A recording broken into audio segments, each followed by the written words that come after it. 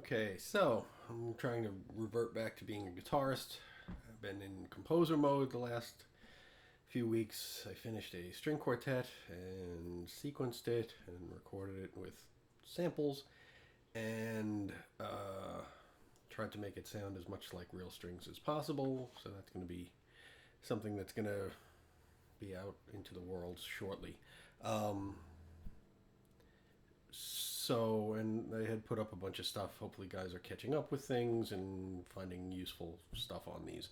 I want to go over, in this video, the arpeggios that are in the book that I give everybody.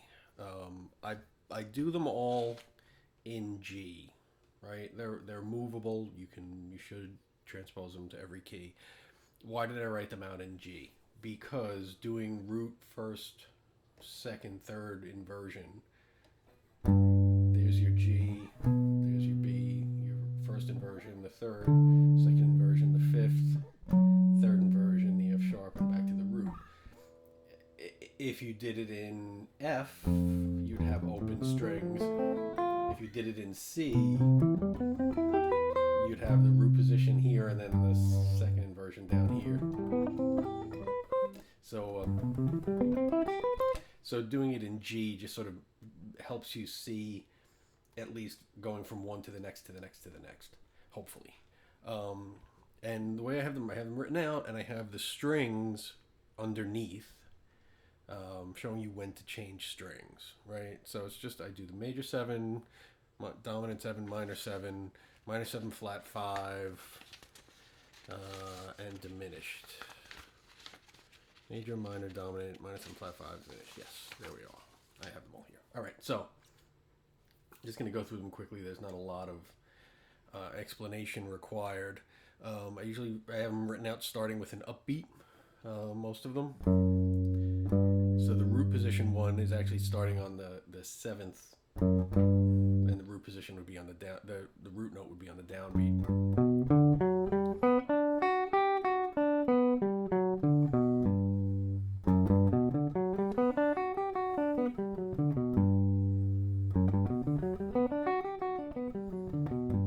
Right. So there's your root position. Like it's G major. It's G major 7. So first inversion chord, G major chord would be like this with the B in the bass. There's your G, your D, your G. So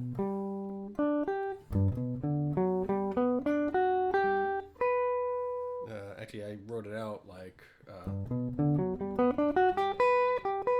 where you get the G with your first finger.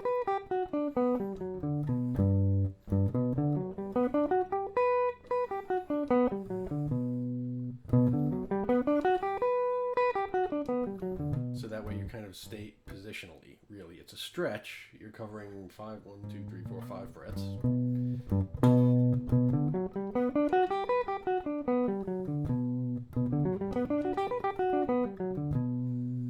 Right? So if you, again, naming these root position, whatever, if you go from this, there's your root position, but it's a different fingering than this.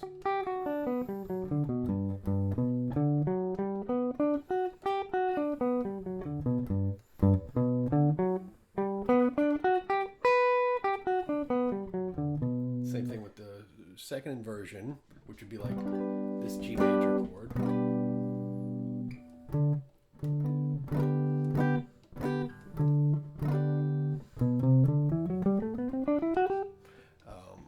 So D, F sharp, G.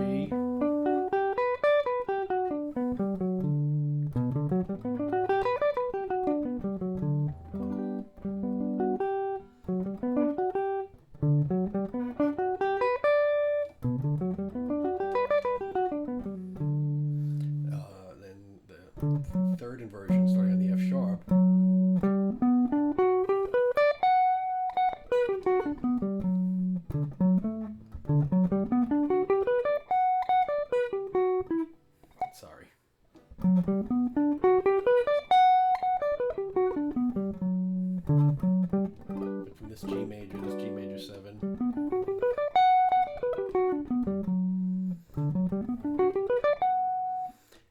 if you were thinking of an arpeggio starting on the 5th string, it would be a root position, but because we're starting on the 7th, it's a 3rd inversion. And then there's actually another fingering where it's basically from like this open G at the 12th fret.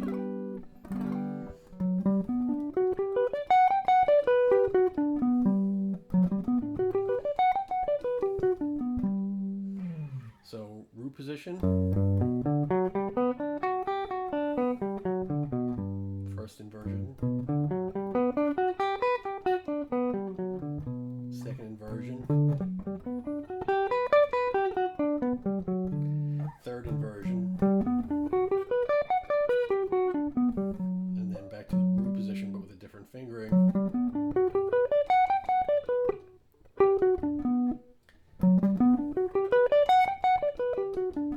You can see the guitar goes away quickly when I'm writing.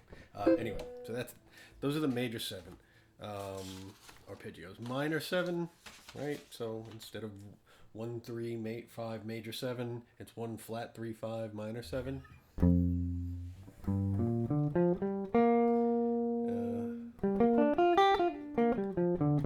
just wanted to check and make sure I had this fingering that I'm using on the.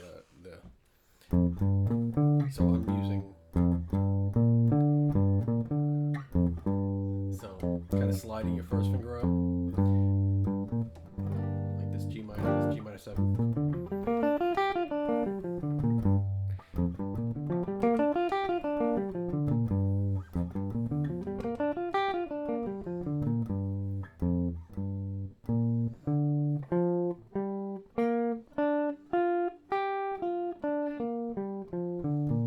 Now 1st inversion.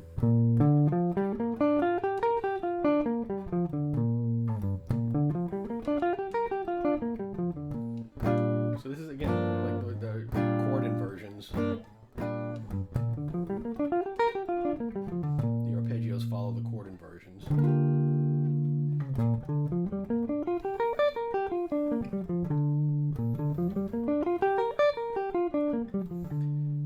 2nd inversion. Right, 3rd inversion.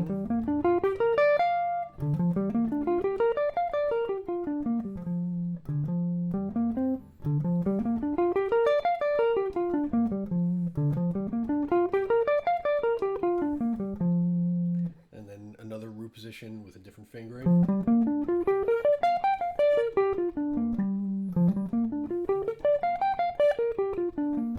Again, these are all in the book that I gave everybody, and everything's written out with the strings underneath it.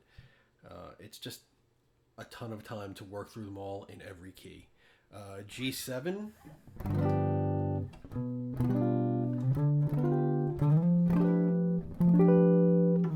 The chords, 7 chords.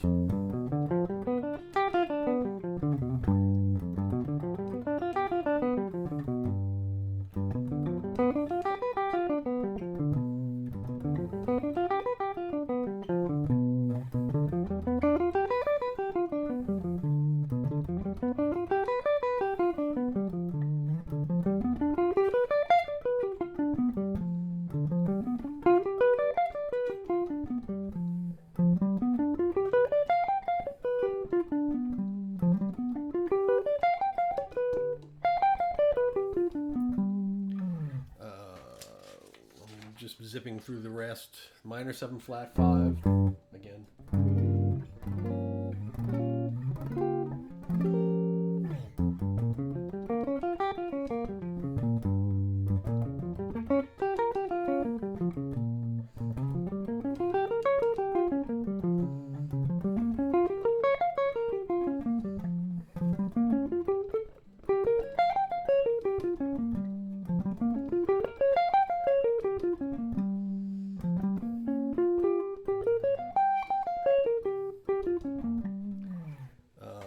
And then the good thing about the diminished 7th arpeggios is it looks the same everywhere, right? How did I do this?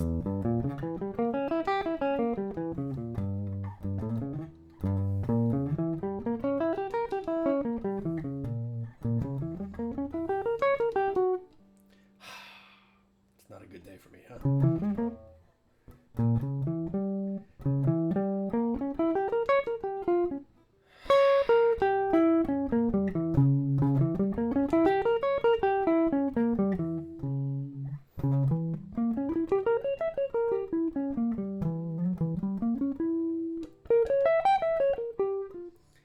Wow.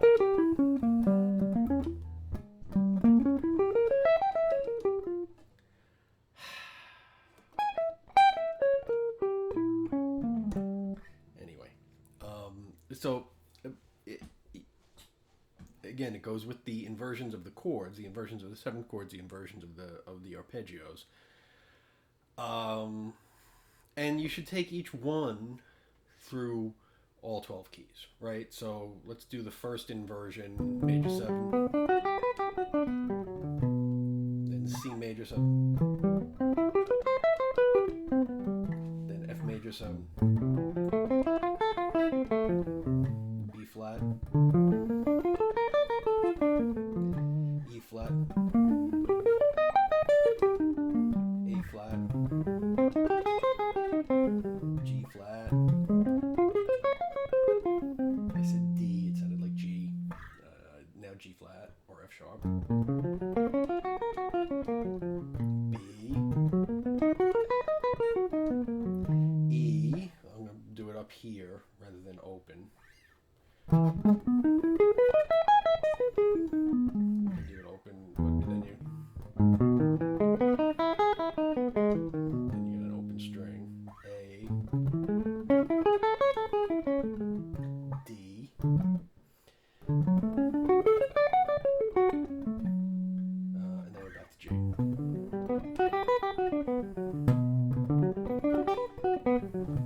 So you should take each one through all 12 keys, and you should take, like, do all five, like do all five G major 7s, then do all 5 C major 7s, do all 5 F major 7s, like that.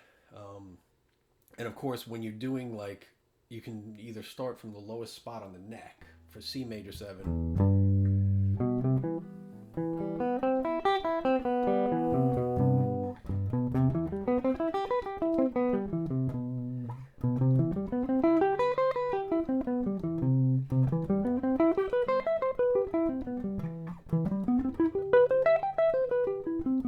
Right? Or you can start with the root position. And then when you run out of neck,